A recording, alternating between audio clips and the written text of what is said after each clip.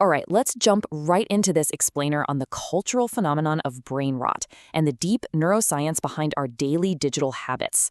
If you've been spending any time online lately, you've almost certainly heard the term thrown around. It's really become the go-to phrase to describe that exhausted, totally drained feeling we get after hours of endless, fast-paced scrolling. But today, we're not just looking at internet slang, we're going to look directly at the science, the neurochemistry, and the very real brain pathways that dictate how we interact with modern technology.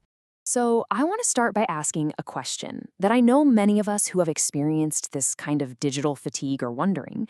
Is the mental fog we feel after doom scrolling actual brain decay? I mean, think about it. You spend 2 hours swiping on TikTok or Instagram Reels, and suddenly you feel like you literally can't focus on reading a single page of a book.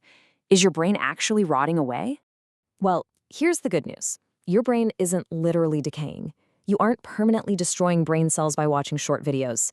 Brain rot is a cultural phrase, right? It's not a medical diagnosis. However, and this is absolutely crucial, recent research shows that heavy short-form video use is strongly linked to weaker sustained attention and difficulty with everyday tasks. So that mental fog you're feeling, it's completely real. It's a symptom of digital fatigue and attention fragmentation, which happens when your brain is trained to expect constant, immediate stimulation. Okay, section 2, how dopamine actually works. If we want to understand why we just can't seem to stop scrolling, we have to look at the specific chemical running the entire show, dopamine. Now, a lot of people think dopamine is just about feeling good, like it's a simple pleasure chemical, but it's actually way more complex than that. Nature designed our brains to release dopamine when we do things that increase our odds of survival, like finding food or making social connections. It's the actual mechanism that drives us to search for and anticipate rewards, keeping us motivated. Think of it like your brain's internal search and explore function, constantly tapping you on the shoulder saying, hey, pay attention to this, something good might happen. And this brilliantly illustrates the two totally different ways dopamine operates in our brain. First, we have phasic dopamine. This is basically burst firing. When you encounter an intense reward or even just a cue that predicts a reward, your dopamine neurons fire in these rapid, intense bursts. This is what wires in our habits. Then, on the other hand, we have tonic dopamine. Think of this as a slow, steady pacemaker firing that maintains your baseline dopamine levels. Your tonic dopamine is what determines your daily drive, your overall motivation, and your willingness to put in effort. What's really fascinating about the academic research on this, like studies from the Annual Review of Psychology, is that it shows just how necessary these dopamine bursts really are. It turns out physical burst discharges of dopamine are strictly required to establish long-term memories. These bursts are what associate predictive cues with actual rewards. Without dopamine, animals only have unconditioned reflexes. They literally can't learn new conditioned habits. So when a stimulus reliably precedes a reward, it's those dopamine bursts that wire that connection permanently into your brain. Moving on to section 3, the smartphone hypodermic needle. You see, we no longer live in a world of scarcity where we have to hunt for days just to trigger our reward pathways. Today, we have access to infinite novelty right in our pockets. Stanford psychiatrist Dr. Anna Lempy uses this incredibly vivid metaphor, calling the smartphone the modern-day hypodermic needle, and honestly, it perfectly exploits our brain's ancient search and explore functions. With the bright colors, the flashing alerts, and the infinite scroll, it delivers a potent dose of digital dopamine directly to our visual cortex. Apps like TikTok literally never run out of content. They offer endless novelty, constantly triggering those phasic dopamine bursts, telling your brain to keep swiping because, hey, the next video might be even better. But here is the critical catch. When we bombard our brains with endless digital dopamine through short videos, our brain tries to adapt. It attempts to restore balance by actually decreasing dopamine transmission. And here's the kicker. It doesn't just return to your natural baseline. It drops way below it. This plunges you into a chronic dopamine deficit state. And this is exactly why the very moment you finally close the app, you feel that brain rot. Normal everyday activities like reading a book or doing your work suddenly feel incredibly dull. You're left feeling restless, drained, and just completely mentally fatigued. Section 4. Rewiring the alerting system. Because as it turns out, not all scrolling is created equal. Science is beginning to show us exactly how our interactive habits carry a real cognitive cost. A recent study out of Tianjin Normal University reveals a super interesting contrast between active and passive short video use.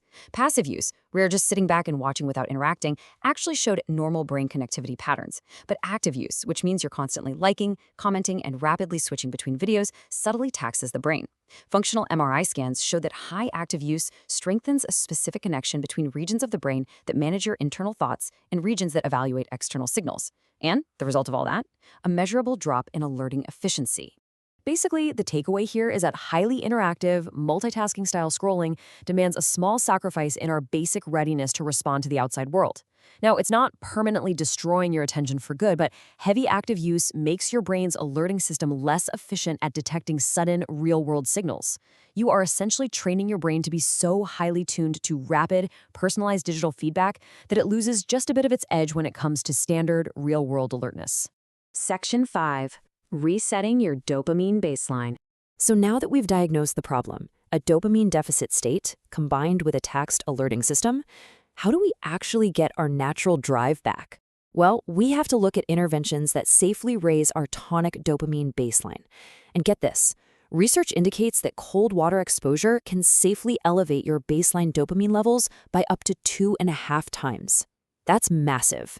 And here is the truly amazing part. Unlike those cheap dopamine hits from social media that leave you crashing way below baseline, the dopamine released from a cold plunge rises gradually and stays elevated for hours.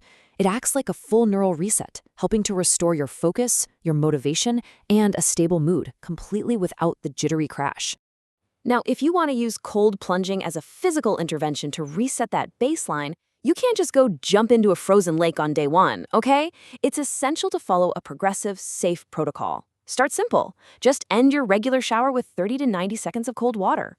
Once you're ready for a tub, keep it moderate. Around 55 to 59 degrees Fahrenheit is plenty cold to trigger the right response. The real key to the mental reset is controlling your breath.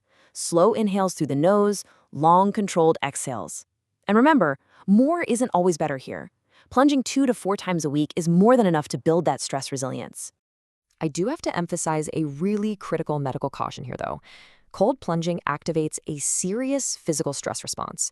Your heart rate and your blood pressure are going to spike initially. Because of that, it is absolutely vital that anyone with cardiovascular issues, a history of stroke, or severe anxiety with panic attacks speaks to a doctor to get medical clearance before trying this. It's a powerful tool, for sure, but it is definitely not a replacement for professional mental health care or medication. And finally, Section 6. Finding your digital balance. A cold plunge alone isn't going to fix your attention span if you hop out and immediately jump back into 3 straight hours of doom scrolling, right?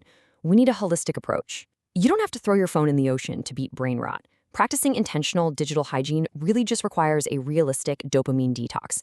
This means setting hard time boundaries on your apps. It means curating your feed so you're actually watching educational or inspiring content, making the algorithm work for you rather than against you. And most importantly, you have to actively retrain your brain to appreciate slower content. Bring back long-form articles, books, or in-depth explainers just like this one to rebuild your cognitive patience and dial back your reliance on instant gratification. So, I want to leave you with this final provocative thought.